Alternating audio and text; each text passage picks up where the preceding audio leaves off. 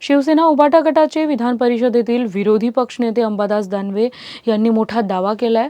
संभाजीनगर येथे कथित बोगस आधार कार्ड आणि मतदार ओळखपत्रांचे प्रकरण उघड झाल्याचा आरोप त्यांनी केलाय।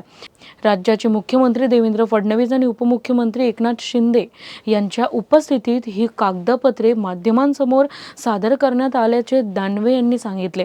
या संपूर्ण प्रकरणाची सखोल चौकशी करण्याची मागणीही त्यांनी केली आहे। अंबादास दानवे यांच्याशी बातचीत केली आहे आमचे प्रतिनिधी किरण जाधव यांनी। पाहुयात।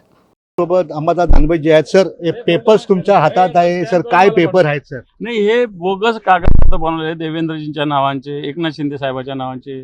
संभाजीनगर महापालिकेची टॅक्स पावती आहे, राशन कार्ड आहे संभाजीनगरचं, रहिवासी प्रमाणपत्र आहे संभाजीनगरचं, कास्ट सर्टिफिकेट बनवलेलं आहे देवेंद्रजी आणि शिंदे साहेबांचं, आणि आधार कार्ड बनवलेले दोघांचे। हे काय सर काय सांगाल सर, असे अगर पेपर्स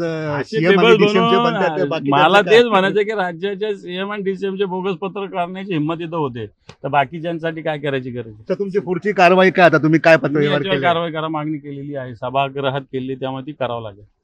हे होते अंबादास दानवेजी। कॅमेरामॅन दत्ता प्रसाद, किरण जाधव, आवाज इंडिया।